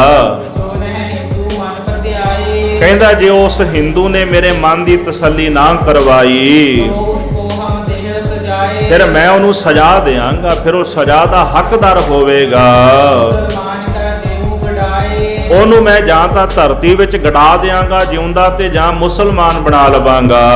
ਹੋਏ ਕਾਚੂ ਉਸ ਲੱਗੈ ਨਾ ਪਾਏ। ਔਰ ਜੇ ਉਹ ਕੱਚਾ ਹੋਇਆ, ਜਿਸ ਤਰ੍ਹਾਂ ਤੁਸੀਂ ਮਹਿਮਾ ਕਰਦੇ ਉਹਦੇ ਹਿਸਾਬ ਨਾਲ ਤਾਂ ਪੱਕਾ ਹੈ, ਪਰ ਜੋ ਕੱਚਾ ਨਿਕਲਿਆ, ਕੋਈ ਢੌਂਗੀ ਨਿਕਲਿਆ, ਫਿਰ ਮੈਂ ਉਹਦੇ ਚਰਨੀ ਨਹੀਂ ਲੱਗਾਂਗਾ। ਤੈ ਹਿੰਦੂ ਬਹੁ ਦਰਕਾਹੇ। ਮੇਰੇ ਕੋਲੋਂ ਤਾਂ ਹਿੰਦੂ ਥਰ-ਥਰ ਕੰਬਦੇ ਹਨ, ਫਿਰ ਉਹਦੀ ਹਿੰਮਤ ਕਿਵੇਂ ਪਏਗੀ ਕਿ ਉਹ ਮੇਰੇ ਸਾਹਮਣੇ ਖਲੋ ਸਕੇ। ਜ਼ਰੂਰ ਜ਼ਰੂਰ ਹੀ ਵਹਿ ਨੱਠ ਜਾਏ। ਉਹ ਜ਼ਰੂਰ ਨੱਠ ਜਾਏਗਾ, ਮੇਰਾ ਨਾਂ ਸੁਣ ਕੇ ਹੀ ਛੱਡ ਕੇ ਭੱਜ ਜਾਵੇਗਾ। ਉੱਪਰ ਪਹਾੜ ਜਾਬੂਦ ਲੁਕਾਏ। ਮੈਂ ਨਿਸ਼ਚੇ ਨਾਲ ਕਹਿਣਾ, ਜੇ ਕੱਚਾ ਹੋਵੇਗਾ ਤੇ ਪਹਾੜਾਂ ਦੇ ਉੱਪਰ ਜਾ ਕੇ ਲੁਕ ਜਾਏਗਾ, ਉਹਦੇ ਵਿੱਚ ਹਿੰਮਤ ਨਹੀਂ ਹੋਏਗੀ ਕਿ ਉਹ ਮੇਰਾ ਸਾਹਮਣਾ ਕਰ ਸਕੇ। ਪੱਕੋ ਹੋਏ ਰਹਿ ਅਚਲ। ਤੇ ਜੇ ਉਹ ਪੱਕਾ ਹੋਇਆ ਤੇ ਅਚਲ ਹੋਇਆ, ਜੋ ਕੱਚੋ ਹੋਏ ਜਾਉ ਚੱਲ। ਜੇ ਉਹ ਚੱਲ ਹੋਇਆ, ਪੱਕਾ ਹੋਇਆ, ਫਿਰ ਉੱਥੇ ਹੀ ਬੈਠਾ ਰਹੇਗਾ। ਬਾਬਰ ਨੂੰ ਕੌਣ ਆਖੇ ਵੀ ਉਹਨੇ ਤੇਰੇ ਮੂੰਹ ਤੇ ਤੈਨੂੰ ਜਾਬਰ ਵੀ ਕਹਿਣਾ ਹੈ। ਫਿਰ ਇਹੋ ਜਿਹਾ ਪੱਕਾ ਹੈ, ਪੱਕੇ ਦੀ ਗੱਲ ਕਰਦਾ ਹੈ। ਤੇ ਹਿੰਦੁਸਤਾਨ ਵਿੱਚ ਆਏ ਹੋਏ ਬਾਬਰ ਨੂੰ ਜਾਬਰ ਵੀ ਗੁਰੂ ਨਾਨਕ ਸਾਹਿਬ ਨੇ ਕਿਹਾ। ਫਿਰ ਉਹ ਸਮਾਂ ਆਵੇਗਾ ਜਦੋਂ ਮਹਾਰਾਜ ਕਹਿਣਗੇ ਤੂੰ ਤਾਂ ਜਾਬਰ ਹੈ। ਕਹਿੰਦਾ ਜੇ ਪੱਕਾ ਹੋਇਆ ਤੇ ਉੱਥੇ ਬੈਠਾ ਰਹੇਗਾ, ਤੇ ਜੇ ਕੱਚਾ ਹੋਏਗਾ ਤੇ ਉੱਥੋਂ ਚੱਲ ਜਾਏਗਾ, ਭੱਜ ਜਾਏਗਾ। ਇਹ ਦੇਖ ਹਮ ਪੱਕੋ ਕੱਚੋ। ਇਹ ਹੁਣ ਗੱਲ ਮੈਂ ਜਾ ਕੇ ਹੀ ਦੇਖਾਂਗਾ ਕਿ ਉਹ ਪੀਰ ਪੱਕਾ ਹੈ ਕਿ ਕੱਚਾ ਹੈ, ਆਹੇ ਝੂਠ ਕੈ ਆਹੇ ਸੂ ਸੱਚੋ। ਉਹ ਸੱਚਾ ਹੈ ਜਾਂ ਝੂਠਾ ਹੈ, ਇਹ ਤਾਂ ਚੱਲ ਕੇ ਪਰਖ ਹੋਵੇਗੀ। ਆਗੇ ਦੌਲਤ ਲਾਏ ਬਾਬਰ ਚੜਿਓ ਸੁਹਿੰਦ ਕੋ। ਇਸ ਪ੍ਰਕਾਰ ਦੌਲਤ ਖਾਨ ਨੂੰ ਮੂਹਰੇ ਲਾ ਕਰਕੇ ਜਿਹੜਾ ਬਾਬਰ ਸੀ ਹਿੰਦੁਸਤਾਨ ਨੂੰ ਫਤਿਹ ਕਰਨ ਵਾਸਤੇ ਚੜ ਪਿਆ ਹੈ। ਸਤਿਗੁਰ ਰਬਾਬ ਬਜਾਏ ਮੁਕਤੈ ਸ਼ਬਦ ਉਚਾਰਿਓ। ਇਧਰ ਧੰਨ ਗੁਰੂ ਨਾਨਕ ਸਾਹਿਬ ਸੱਚੇ ਪਾਤਸ਼ਾਹ ਜੀ ਮਰਦਾਨੇ ਨੂੰ ਫਿਰ ਹੁਕਮ ਕਰਦੇ, ਰਬਾਬ ਜਾ ਖੇਡ ਵਰਤੀ ਨਾ। ਤੁਸੀਂ ਕਥਾ ਸੁਣੀ ਚੁੱਕੇ ਹੋ ਕਿ ਮਹਾਰਾਜ ਜਦੋਂ ਯਮਨਾਬਾਦ ਸੈਦਪੁਰ ਆਏ ਨਾ, ਕੁਝ ਸਾਧੂ ਜਨ, ਕੋਈ ਫਕੀਰ ਸੰਤ ਲੋਕ ਸਨ ਮਹਾਰਾਜ ਦੇ ਨਾਲ, ਤੇ ਮਰਦਾਨੇ ਨੂੰ ਕਹਿੰਦੇ ਜਾ ਮਰਦਾਨੇ, ਇਹਨਾਂ ਨੇ ਲੰਗਰ ਪਾਣੀ ਛਕਣਾ ਤੇ ਜਾ ਕੇ ਜਲ ਪਾਣੀ ਜਿਹੜਾ ਪਿੰਡ ਵਿੱਚੋਂ ਲੈ ਆਓ। ਯਮਨਾਬਾਦ ਦੇ ਬਾਹਰ ਬਹਿ ਕੇ ਸਤਿਗੁਰੂ ਆਪ, ਜਿੱਥੇ ਗੁਰਦੁਆਰਾ ਰੋੜੀ ਸਾਹਿਬ ਹੈ, ਭਾਈ ਮਰਦਾਨਾ ਜੀ ਗਏ। ਤੇ ਜਿਵੇਂ ਕਵੀ ਸੰਤੋਖ ਸਿੰਘ ਲਿਖਦੇ ਵੀ, ਉਹ ਪਿੰਡ ਹੀ ਇਹੋ ਜਿਹਾ ਹੰਕਾਰਿਆ ਪਿੰਡ ਸੀਗਾ, ਕੋਈ ਪ੍ਰੋਗਰਾਮ ਚੱਲਦਾ ਸੀ, ਉੱਥੇ ਘੋੜਿਆਂ ਤੇ ਬੈਠੇ ਹੰਕਾਰ ਨਾਲ ਤੁਰੇ ਜਾਂਦੇ ਸਨ। ਕਿਸੇ ਨੇ ਲੰਗਰ ਪਾਣੀ ਨਹੀਂ ਦਿੱਤਾ। ਇੱਕ ਘਰ ਵਿੱਚ ਗਏ ਭਾਈ ਮਰਦਾਨਾ ਜੀ, ਤੇ ਸ਼ਰਾਬੀ ਸੀਗਾ। ਭਾਈ ਸਾਹਿਬ ਕਹਿੰਦੇ ਵੀ ਸਾਧੂ ਜਨ ਨੇ ਵੀ ਤੁਸੀਂ ਲੰਗਰ ਛਕਣਾ, ਕੁਝ ਦੇ ਦਿਓ ਇਹਨਾਂ ਨੂੰ। ਤੇ ਉਹਨੇ ਕੋਲ ਆ ਕੇ ਨਾ ਮਰਦਾਨੇ ਨੂੰ ਧੱਕਾ ਮਾਰਿਆ ਜ਼ੋਰ ਨਾਲ, ਧਰਤੀ ਤੇ ਸੁੱਟ ਦਿੱਤਾ। ਭਾਈ ਮਰਦਾਨਾ ਡਿੱਗਿਆ, ਚੋਟ ਲੱਗੀ, ਤੇ ਵਾਪਸ ਆ ਗਏ। ਸਤਿਗੁਰੂ ਕਹਿੰਦੇ ਮਰਦਾਨਿਆ ਪ੍ਰਸ਼ਾਦਾ ਪਾਣੀ ਲੈ ਆਂਦਾ? ਨਹੀਂ ਮਹਾਰਾਜ, ਪ੍ਰਸ਼ਾਦਾ ਪਾਣੀ ਤਾਂ ਕੀ ਮਿਲਣਾ ਸੀ, ਧੱਕੇ ਮਿਲੇ। ਉਹ ਨਾਲ ਦੇ ਸਾਧੂਆਂ ਨੇ ਸਾਰੀ ਗੱਲ ਦੱਸ ਦਿੱਤੀ। ਮਰਦਾਨਾ ਕਹਿੰਦਾ ਸਤਿਗੁਰੂ ਮੇਰਾ ਦੋਸ਼ ਕੀ ਸੀ? ਨਹੀਂ ਪ੍ਰਸ਼ਾਦਾ ਦੇਣਾ, ਨਾ ਦਿੰਦਾ, ਧੱਕੇ ਮਾਰਨ ਦਾ ਕੀ ਭਾਵ ਹੈ? ਜਦੋਂ ਕੋਈ ਸੰਤ ਨੂੰ ਤੰਗ ਕਰਦਾ ਨਾ, ਸਾਧੂ ਨੂੰ ਤੰਗ ਕਰਦਾ, ਫਿਰ ਉੱਥੇ ਪਰਮੇਸ਼ਰ ਫਿਰ ਉਹਨਾਂ ਦਾ ਪੱਖ ਨਹੀਂ ਕਰਦਾ ਜਿਹੜੇ ਸੰਤਾਂ ਸਾਧੂਆਂ ਨਾਲ ਵੈਰ ਕਮਾਉਂਦੇ ਨੇ। ਫਿਰ ਉੱਥੇ ਗੁਰੂ ਨਾਨਕ ਸਾਹਿਬ ਨੇ ਫਿਰ ਸ਼ਬਦ ਜਿਹੜਾ ਸੀ ਉਚਾਰਨ ਕੀਤਾ ਸੀ, ਜੈਸੀ ਮੈਂ ਆਵੈ ਖਸਮ ਕੀ ਬਾਣੀ, ਤੈਸੜਾ ਕਰੀ ਗਿਆਨ ਵੇ ਲਾਲੋ, ਪਾਪ ਕੀ ਜੰਜ ਲੈ ਕਾਬਲ ਹੋ ਧਾਇਆ, ਜੋਰੀ ਮੰਗੈ ਦਾਨ ਵੇ ਲਾਲੋ। ਉਧਰੋਂ ਬਾਬਰ ਚੱਲ ਪਿਆ ਹਿੰਦੁਸਤਾਨ ਨੂੰ ਫਤਿਹ ਕਰਨ ਵਾਸਤੇ, ਬਾਪ ਦੀ ਜੰਝ ਲੈ ਕੇ ਚੜ੍ਹ ਕੇ ਆਇਆ। ਫਿਰ ਜਦੋਂ ਏਮਨਾਬਾਦ ਹਮਲਾ ਹੋਇਆ ਨਾ, ਬੜਾ ਕਹਿਰ ਵਰਤਿਆ ਏਮਨਾਬਾਦ ਸੈਦਪੁਰ। ਇਧਰੋਂ ਬਾਬਰ ਚੜ੍ਹਿਆ, ਮਹਾਰਾਜ ਕਹਿੰਦੇ ਸਤਿਗੁਰ ਰਬਾਬ ਵਜਾਏ ਮੁਕਤਾ ਸ਼ਬਦ ਉਚਾਰਿਓ। ਇਸ ਬਾਣੀ ਨੂੰ ਵਿਦਵਾਨ ਬਾਬਰ ਬਾਣੀ ਦਾ ਸਿਰਲੇਖ ਦਿੰਦੇ, ਕੁਝ ਸ਼ਬਦ ਜਿਹੜੇ ਆਸਾ ਰਾਗ ਵਿੱਚ ਸੁਸ਼ੋਭਿਤ ਨੇ। ਗੁਰੂ ਗ੍ਰੰਥ ਸਾਹਿਬ ਜੀ ਦੀ ਬਾਣੀ ਵਿੱਚ ਕਈ ਥਾਵਾਂ ਤੇ ਅਲੱਗ-ਅਲੱਗ ਰਾਗਾਂ ਵਿੱਚ ਸ਼ਬਦ ਆਉਂਦੇ, ਜ਼ਿਆਦਾਤਰ ਆਸਾ ਰਾਗ ਵਿੱਚ ਇਹ ਸ਼ਬਦ ਆਉਂਦੇ ਨੇ। ਰਬਾਬ ਵਜਾਈ ਭਾਈ ਮਰਦਾਨੇ ਨੇ ਤੇ ਸਤਿਗੁਰਾਂ ਨੇ ਸ਼ਬਦ ਉਚਾਰਿਆ। ਖੁਰਾਸਾਨ ਖਸਮਾਨਾ ਕੀਆ ਹਿੰਦੁਸਤਾਨ ਡਰਾਇਆ। ਖੁਰਾਸਾਨ ਖਸਮਾਨਾ ਕੀਆ, ਖੁਰਾਸਾਨ ਈਰਾਨ ਦਾ ਇਲਾਕਾ ਆ। ਇਹਨੂੰ ਖੁਰਾਸਾਨ, ਇਹਨੂੰ ਖੁਰਾਸਾਨ ਵੀ ਕਹਿੰਦੇ ਕੱਕੇ ਨਾਲ, ਖੁਰਾਸਾਨ। ਬਾਬਰ ਜਿਹੜਾ ਸੀ ਇਹਨੂੰ ਮਹਾਰਾਜ ਨੇ ਖਸਮਾਨਾ ਕੀਆ, ਉੱਥੋਂ ਦਾ ਪਹਿਲਾ ਮਾਲਕ ਬਣਾ ਦਿੱਤਾ, ਉੱਥੋਂ ਦਾ ਰਾਜ ਭਾਗ ਇਹਨੂੰ ਮਿਲਿਆ। ਅੱਗੇ ਜਾ ਕੇ ਉਹ ਐਗਜ਼ਾਮਪਲ ਵੀ ਆਵੇਗੀ ਇਸੇ ਪ੍ਰਕਰਨ ਦੇ ਵਿੱਚ। ਬਾਬਰ ਨੂੰ ਖੁਰਾਸਾਨ ਦਾ ਖਸਮਾਨਾ ਜਿਹੜਾ ਭਾਵ ਉੱਥੋਂ ਦਾ ਰਾਜ ਭਾਗ ਬਖਸ਼ ਕੇ ਫਿਰ ਹਿੰਦੁਸਤਾਨ ਡਰਾਇਆ। ਜਦੋਂ ਚੜ੍ਹਿਆ ਨਾ ਤੇ ਫਿਰ ਹਿੰਦੁਸਤਾਨ ਜਿਹੜਾ ਸੀ ਉਹ ਬਾਬਰ ਕੋਲੋਂ ਮਹਾਰਾਜ ਨੇ ਡਰਾਇਆ। ਬਾਬਰ ਚੜ੍ਹ ਕੇ ਆਇਆ, ਹਿੰਦੁਸਤਾਨ ਥਰ-ਥਰ ਕੰਬਣ ਲੱਗ ਪਿਆ। ਆਪੇ ਦੋਸ ਨਾ ਦੇਈ ਕਰਤਾ ਜਮ ਕਰ ਮੁਗਲ ਚੜਾਇਆ। ਉਹ ਕਰਤਾ ਅਕਾਲ ਪੁਰਖ ਵਾਹਿਗੁਰੂ ਪਰਮੇਸ਼ਰ ਜੀ ਫਿਰ ਕਹਿੰਦੇ ਹਨ, ਉਹ ਆਪਣੇ ਆਪ ਤੇ ਕਿਸੇ ਪ੍ਰਕਾਰ ਦਾ ਕੋਈ ਦੋਸ਼ ਨਹੀਂ ਆਉਣ ਦਿੰਦਾ। ਰੱਬ ਤੇ ਕੋਈ ਦੋਸ਼ ਲਾ ਹੀ ਨਹੀਂ ਨਾ ਸਕਦਾ। ਕੌਣ ਲਾਏਗਾ ਰੱਬ ਤੇ ਦੋਸ਼ ਵੀ ਤੂੰ ਮਾੜਾ ਕਰ ਦਿੱਤਾ। ਜਮ ਕਰ ਮੁਗਲ ਚੜਾਇਆ, ਜਿਹੜਾ ਉਹ ਮੁਗਲ ਬਾਬਲ ਸੀ ਨਾ, ਉਹਨੂੰ ਜਮ ਦਾ ਰੂਪ ਬਣਾ ਕੇ ਮਹਾਰਾਜ ਨੇ ਹਿੰਦੁਸਤਾਨ ਤੇ ਚੜਾ ਦਿੱਤਾ। ਏਤੀ ਮਾਰ ਪਈ ਕਰ ਲਾਣਾ ਤੈਂ ਕੀ ਦਰਦ ਨਾ ਆਇਆ। ਫਿਰ ਇਹੋ ਜਿਹਾ ਜੰਗ ਹੋਇਆ ਉੱਥੇ, ਗਹਿ ਗੱਚ ਲੜਾਈ ਹੋਈ, ਮੁਗਲ ਪਠਾਣਾ ਭਈ ਲੜਾਈ, ਰਣ ਮੈਂ ਤੇਗ ਵਗਾਈ। ਬੜਾ ਘਮਸਾਨ ਦਾ ਜੰਗ ਹੋਇਆ, ਇਹ ਬਾਣੀ ਦੇ ਬਚਨ ਨੇ। ਤੇ ਉੱਥੇ ਫਿਰ ਮਹਾਰਾਜ ਕਹਿਣ ਵੀ ਲੱਗ ਪਏ, ਇਤੀ ਮਾਰ ਪਈ ਕਰ ਲਾਣ, ਇੰਨੀ ਮਾਰ ਪਈ, ਲੋਕ ਕੁਰਲਾ ਰਹੇ ਸਨ, ਕੁਰਲਾਟ ਮਚ ਗਿਆ ਉੱਥੇ। ਤੈਂ ਕੀ ਦਰਦ ਨਾ ਆਇਆ, ਹੇ ਵਾਹਿਗੁਰੂ ਤੈਨੂੰ ਦਰਦ ਨਹੀਂ ਆਇਆ। ਫਿਰ ਨਾਲ ਕਹਿ ਵੀ ਦਿੱਤਾ, ਜੇ ਸਕਤਾ ਸਕਤੇ ਕੋ ਮਾਰੇ ਤਾਂ ਮਨ ਰੋਸ ਨਾ ਹੋਈ। ਦੋਨੇ ਤਾਕਤਵਾਰ ਸਨ, ਦੋਸ਼ ਕਾਹਦਾ? ਆਪੇ ਦੋਸ਼ ਨਾ ਦੇਈ ਕਰਤਾ, ਦੋਸ਼ ਕਾਹਦਾ ਸੀ? ਇਧਰ ਪਠਾਨ ਵੀ ਤਾਕਤਵਾਰ ਸਨ ਤੇ ਮੁਗਲ ਵੀ ਤਾਕਤਵਾਰ ਸਨ। ਉਹ ਵੀ ਪਾਪੀ ਤੇ ਉਹ ਵੀ ਪਾਪੀ। ਇੱਕ ਨੂੰ ਖਤਮ ਕਰਨ ਵਾਸਤੇ ਰੱਬ ਨੇ ਦੂਜਾ ਪੈਦਾ ਕਰ ਦਿੱਤਾ। ਤੇ ਫਿਰ ਆਪਸ ਵਿੱਚ ਜੰਗ ਹੋਈ, ਗਹਿ ਗੱਚ ਲੜਾਈ ਹੋਈ। ਹਾਂ ਕਹਿੰਦੇ ਨੇ ਵੀ ਜੇ ਗਊਆਂ ਦਾ ਵੱਗ ਹੋਵੇ ਨਾ, ਉਹਦੇ ਤੇ ਸ਼ੇਰ ਹਮਲਾ ਕਰ ਦਏ। ਸਕਦਾ ਸੀਹੋ ਮਾਰੇ ਪੈ ਵਗੈ ਖਸਮੈ ਸਾਪੁਰ ਸਾਈ। ਫਿਰ ਤਾਂ ਗੱਲ ਹੈ ਵੀ ਜੇ ਗਊਆਂ ਦੇ ਵੱਗ ਤੇ ਸ਼ੇਰ ਹਮਲਾ ਕਰ ਦਏ ਨਾ, ਫਿਰ ਮਾਲਕ ਦਾ ਫਰਜ਼ ਬਣਦਾ ਹੈ। ਫਿਰ ਗੱਲ ਮਾਲਕ ਤੇ ਜਾ ਪੈਂਦੀ, ਫਿਰ ਦੋਸ਼ ਉਹਦੇ ਤੇ ਲੱਗਦਾ ਵੀ ਉਹ ਤਾਂ ਗਊ ਸੀ ਵਿਚਾਰੀ, ਸ਼ੇਰ ਕੋਲੋਂ ਮਰਵਾ ਦਿੱਤੀ।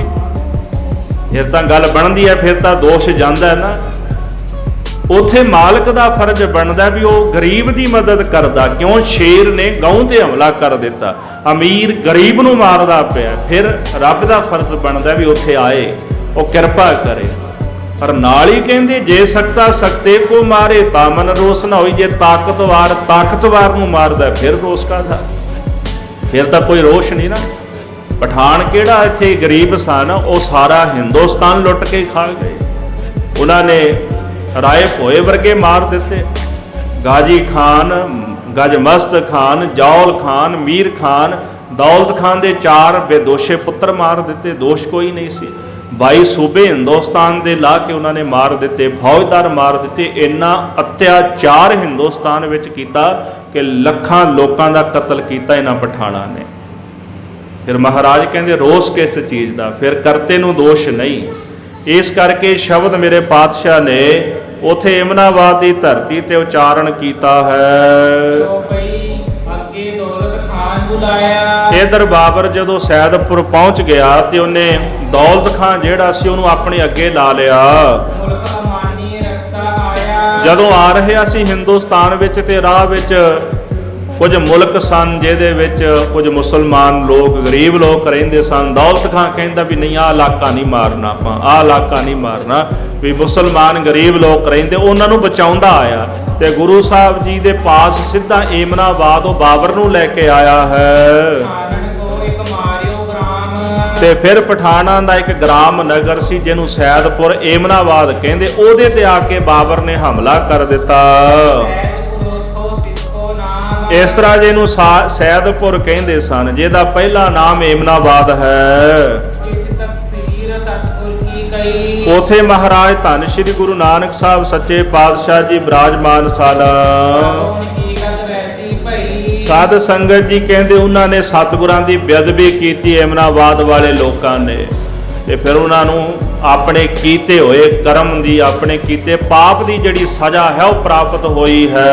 ਦੌਲਤ ਖਾਂ ਦਾ ਬਾਬਰ ਬੁਲਾਇਆ, ਦੌਲਤ ਖਾਂ ਨੂੰ ਬਾਬਰ ਨੇ ਆਪਣੇ ਪਾਸ ਬੁਲਾਇਆ ਹੈ। ਮਤਾਸ ਕੋ ਯੋਗ ਫਰਮਾਇਆ, ਉਹਨੂੰ ਇਸ ਤਰ੍ਹਾਂ ਹੁਕਮ ਦੇਣ ਲੱਗਾ, ਪੰਜਾਬ ਮੁਲਕ ਨਾਨਕ ਕੋ ਆਇਆ, ਆਖਦਾ ਪੰਜਾਬ ਮੁਲਕ ਆ ਗਿਆ, ਇਹ ਗੁਰੂ ਨਾਨਕ ਸਾਹਿਬ ਦਾ ਮੁਲਕ ਹੈ। ਨਾ ਬਾਗ ਢਿੰਗ ਹੁੱਦੋ ਬਤਾਇਆ, ਤੂੰ ਮੈਨੂੰ ਦੱਸਿਆ ਹੈ ਕਿ ਇਹ ਏਮਨਾਬਾਦ ਜਿਹੜਾ ਸੈਦਪੁਰ ਨਗਰ ਹੈ ਨਾ, ਇੱਥੇ ਗੁਰੂ ਨਾਨਕ ਸਾਹਿਬ ਬੈਠੇ ਹਨ। ਨਿਰਜਨ ਤੇ ਰਹਿ ਮਨ ਕਰ ਡਰ, ਮੈਨੂੰ ਤਾਂ ਇਉਂ ਲੱਗਦਾ ਵੀ ਜਿਹੜਾ ਪੀਰ ਜਿਹਦੀ ਮਹਿਮਾ ਤੂੰ ਕਰਦਾ ਸੀ ਨਾ, ਮੇਰੇ ਗਿਲਜਿਆਂ ਤੋਂ ਉਹ ਡਰ ਕੇ ਭੱਜ ਗਿਆ ਹੈ। ਨਟ ਗਇਓ ਕਿ ਰਹਿਓ ਘਰ, ਵੇਖ ਉਹ ਨੱਠ ਗਿਆ ਕਿ ਇੱਥੇ ਘਰ ਦੇ ਵਿੱਚ ਹੀ ਬੈਠਾ ਹੋਇਆ ਹੈ, ਜਰਾ ਪਰਖ ਕਰਕੇ ਦੱਸ। ਜੋ ਨਟ ਗਇਓ ਤੋ ਫੇਰ ਲਿਆਵੋ, ਹਾਂ, ਜੇਕਰ ਉਹ ਕਿਤੇ ਨੱਠ ਗਿਆ, ਇਹਨਾਂ ਨੂੰ ਮੋੜ ਕੇ ਮੇਰੇ ਪਾਸ ਜ਼ਰੂਰ ਲੈ ਕੇ ਆਓ। ਜੋ ਬਾਤਾਂ ਆਨ ਕਰਾਵੋ, ਮੇਰੇ ਨਾਲ ਉਹਦੀਆਂ ਗੱਲਾਂ ਬਾਤਾਂ ਕਰਾਓ। ਮੈਂ ਨਾਨਕ ਪੀਰ ਨੂੰ ਇੱਕ ਵਾਰ ਮਿਲਣਾ ਚਾਹੁੰਦਾ ਹਾਂ। ਸੋ ਕਰੇ ਨਾ ਖੋਟੀ ਕੋਈ, ਇਹ ਮੇਰਾ ਵਾਅਦਾ ਤੇਰੇ ਨਾਲ ਵੀ ਮੈਂ ਕੋਈ ਵੀ ਖੋਟੀ ਗੱਲ ਨਾਨਕ ਪੀਰ ਦੇ ਨਾਲ ਨਹੀਂ ਕਰਾਂਗਾ। ਜਗੀਰ ਜੋ ਚਾਹੈ ਹੋਈ, ਹਾਂ, ਜੇ ਉਹ ਕੋਈ ਜਗੀਰ ਵੀ ਚਾਹਵੇ ਨਾ, ਮੈਂ ਉਹਨੂੰ ਜਗੀਰ ਵੀ ਲਾ ਦਿਆਂਗਾ ਉਹਦੇ ਨਾਲ। ਜੇ ਉਹ ਕੋਈ ਜਗੀਰ ਚਾਹੁੰਦਾ ਹੋਇਆ ਨਾ, ਉਹਦਾ ਮਨ ਹੋਵੇ ਵੀ ਕੋਈ 10 15 20 ਪਿੰਡਾਂ ਦੀ ਜਗੀਰ ਉਹਨੂੰ ਚਾਹੀਦੀ ਹੈ, ਤੇ ਮੈਂ ਜਗੀਰ ਲਾ ਕੇ ਉਥੋਂ ਦਾ ਹੁਕਮਰਾਨ ਵੀ ਉਹਨੂੰ ਬਣਾ ਦਿਆਂਗਾ। ਉਹ ਮੂਰਖ ਉਹਨੇ ਲੱਖੀ ਨਾ ਬਾਤ, ਭਾਈ ਰਤਨ ਸਿੰਘ ਜੀ ਕਹਿੰਦੇ ਉਸ ਮੂਰਖ ਬਾਦਸ਼ਾਹ ਨੇ ਅੰਦਰ ਦੀ ਬਾਤ ਨਹੀਂ ਜਾਣੀ ਸਤਿਗੁਰ ਡਰ ਕਬ ਕਿਸਤੇ ਜਾਤ, ਕਿ ਸਤਿਗੁਰੂ ਡਰ ਕੇ ਕਿੱਥੇ ਜਾਣਗੇ। ਸਤਿਗੁਰਾਂ ਨੂੰ ਡਰ ਕਹੀਦਾ। ਪਹਿਲੀ ਗੱਲ ਤਾਂ ਵੀ ਗੁਰੂ ਨੂੰ ਡਰ ਕਾਹਦਾ, ਜਿਹਦੇ ਤੋਂ ਜ਼ਰਾ ਜ਼ਰਾ ਡਰਦਾ ਹੈ।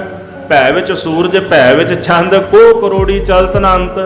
ਜਿਹਦੇ ਹੁਕਮ ਵਿੱਚ, ਜਿਹਦੇ ਭੈ ਵਿੱਚ ਸੂਰਜ ਚੰਦਰਮਾ, ਭੈ ਵਿੱਚ ਚੱਲੈ ਲੱਖ ਦਰਿਆਓ, ਜਿਹਦੇ ਭੈ ਵਿੱਚ ਲੱਖਾਂ ਦਰਿਆ ਚੱਲ ਰਹੇ ਨੇ, ਉਸ ਮਾਲਕ ਨੂੰ ਡਰ ਕਾਹਦਾ, ਭਾਉ ਕਾਹਦਾ।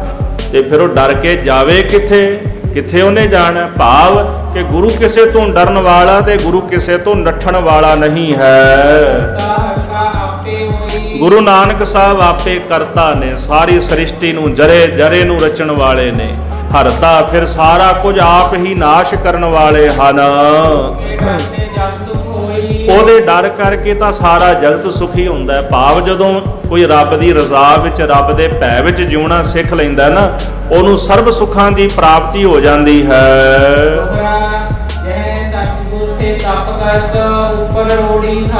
ਜਿਸ ਜਗ੍ਹਾ ਤੇ ਗੁਰੂ ਨਾਨਕ ਸਾਹਿਬ ਜੀ ਸੱਚੇ ਪਾਤਸ਼ਾਹ ਬੈਠੇ ਤਪ ਕਰ ਰਹੇ ਸਨ, ਗੁਰਦੁਆਰਾ ਰੋੜੀ ਸਾਹਿਬ, ਤੇ ਦੌਲਤ ਖਾਂ ਮਹਾਰਾਜ ਦੇ ਚਰਨਾਂ ਵਿੱਚ ਉੱਥੇ ਪਹੁੰਚ ਗਿਆ ਹੈ। ਕਹਿੰਦੇ ਧਰਤੀ ਤਾਂ ਤੁਰ ਸਕਦੀ ਹੈ, ਧਰਤੀ ਪਤਾਲ 'ਚ ਲੰਘ ਸਕਦੀ, ਆਕਾਸ਼ ਤੇ ਚੜ ਸਕਦੀ ਹੈ। ਗਿਰਵਰ ਚੱਲੈ, ਗਿਰਵਰ ਕਹਿੰਦੇ ਪਰਬਤ ਨੂੰ, ਪਰਬਤ ਆਪਣੀ ਜਗ੍ਹਾ ਤੋਂ ਚੱਲ ਕੇ ਦੂਜੀ ਜਗ੍ਹਾ ਜਾ ਸਕਦਾ ਹੈ, ਪਰ ਤਪ ਗੁਰ ਅਚਲ ਰਹਾਏ। ਗੁਰੂ ਦਾ ਜਿਹੜਾ ਤਪ ਉਹ ਅਚਲ ਹੈ, ਮਹਾਰਾਜ ਨੂੰ ਕੋਈ ਨਹੀਂ ਡੁਲਾ ਸਕਦਾ। ਗੁਰੂ ਸਾਹਿਬ ਅਚਲ ਨੇ, ਬਾਕੀ ਸਾਰਾ ਕੁਝ ਚਲਾਇਮਾਨ ਹੋ ਸਕਦਾ ਹੈ, ਪਰ ਸਤਿਗੁਰੂ ਸਦਾ ਲਈ ਸਥਿਰ ਹਨ।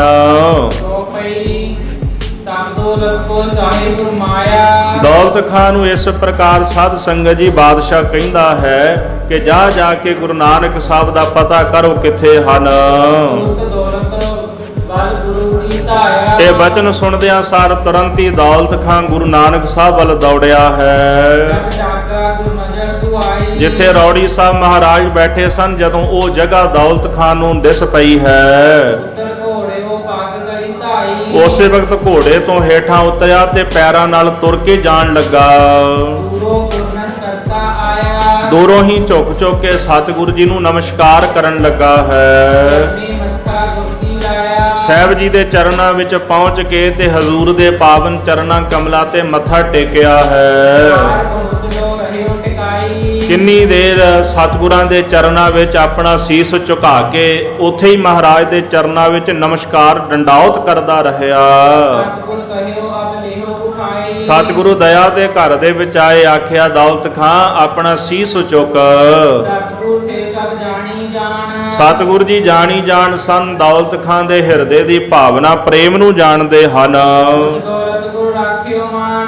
ਸਤਿਗੁਰ ਜੀ ਨੇ ਫਿਰ ਵੀ ਦੌਲਤ ਖਾਂ ਦਾ ਮਾਣ ਰੱਖਿਆ ਹੈ। ਬਾਬਰ ਕੋ ਸਭ ਜ਼ਿਕਰ ਸੁਣਾਇਆ। ਆਖਿਆ ਦੌਲਤ ਖਾਂ ਬਾਬਰ ਕੋਲ ਭੇਜਿਆ ਸੀ ਤੈਨੂੰ। ਹਾਂ ਮਹਾਰਾਜ, ਬਾਬਰ ਕੋਲ ਆਪ ਜੀ ਨੇ ਭੇਜਿਆ ਸੀ, ਮੈਂ ਬਾਬਰ ਨੂੰ ਆਪਣੇ ਨਾਲ ਲੈ ਕੇ ਆਇਆ।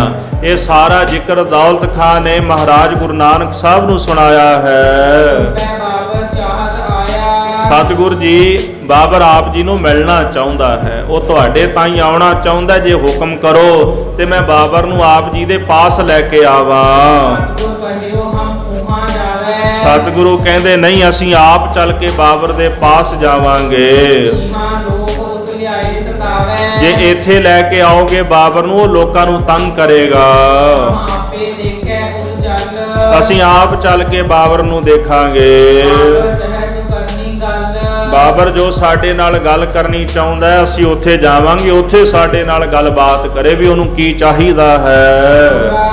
ਜੈ ਡੇਰਾ ਬਾਬਰ ਕੀਆ ਸਤਿਗੁਰ ਪਹੁੰਚੇ ਜਾਏ। ਜਿੱਥੇ ਬਾਬਰ ਨੇ ਆਪਣਾ ਡੇਰਾ ਕੀਤਾ ਸੀ, ਮਹਾਰਾਜ ਗੁਰੂ ਨਾਨਕ ਸਾਹਿਬ ਸੱਚੇ ਪਾਤਸ਼ਾਹ ਜੀ ਉੱਥੇ ਜਾ ਪਹੁੰਚੇ ਹਨ। ਮਰਦਾਨੇ ਕੋ ਗੁਰ ਕਹਿਆ ਸੁਰ ਕਰ ਰਬਾਬ ਬਜਾਏ। ਸਤਿਗੁਰੂ ਮਰਦਾਨੇ ਨੂੰ ਕਹਿਣ ਲੱਗੇ, ਮਰਦਾਨਿਆ ਸੁਰ ਕਰਕੇ ਰਬਾਬ ਵਜਾ, ਬਾਣੀ ਦਾ ਕੀਰਤਨ ਕਰੀਏ। ਉੱਥੇ ਕਈ ਘਟਨਾਵਾਂ ਵਾਪਰੀਆਂ। ਜਦੋਂ ਏਮਨਾਬਾਦ ਹਮਲਾ ਹੋਇਆ ਨਾ, ਤੇ ਗੁਰੂ ਨਾਨਕ ਸਾਹਿਬ ਜੀ ਮਹਾਰਾਜ ਵੀ ਉੱਥੇ ਸਨ। ਉੱਥੇ ਦੋ ਪਰਿਵਾਰ ਬਚੇ ਸਨ ਏਮਨਾਬਾਦ ਦੇ। ਇੱਕ ਭਾਈ ਲਾਲੋ ਦਾ ਪਰਿਵਾਰ ਸੀਗਾ, ਤੇ ਉੱਥੇ ਕੋਈ ਕਹਿੰਦੇ ਬ੍ਰਾਹਮਣ ਸੀ। ਜਦੋਂ ਮਹਾਰਾਜ ਬਚਨ ਕਰ ਰਹੇ ਸੀ, ਉਹਨੇ ਬਚਨ ਸੁਣੇ।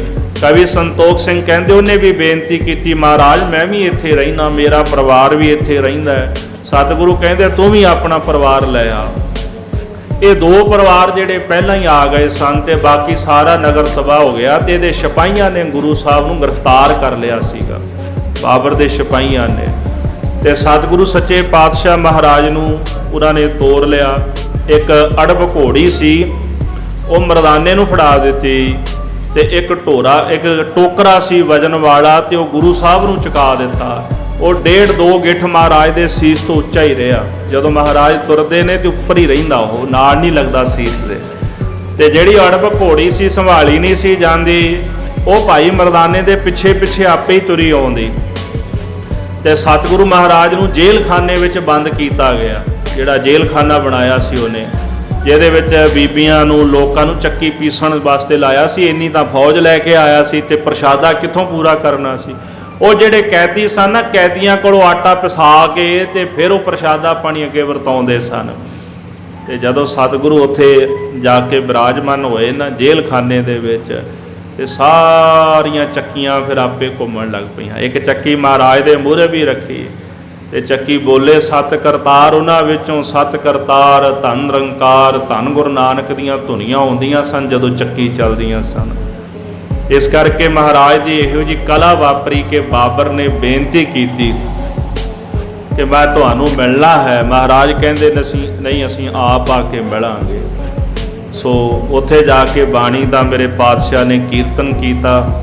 ਜਿਸ ਤਰ੍ਹਾਂ ਬਾਬਰ ਦੇ ਨਾਲ ਮੇਲ ਹੋਵੇਗਾ, ਇਹਨੂੰ ਜਿਵੇਂ ਰਾਜ ਭਾਗ ਦਿੱਤਾ ਜਾਏਗਾ, ਉਹ ਸਾਰੀ ਕਥਾ ਆਪਾਂ ਕੱਲ੍ਹ ਦੇ ਪ੍ਰਕਰਣਾਂ ਵਿੱਚ ਸਰਵਣ ਕਰਾਂਗੇ।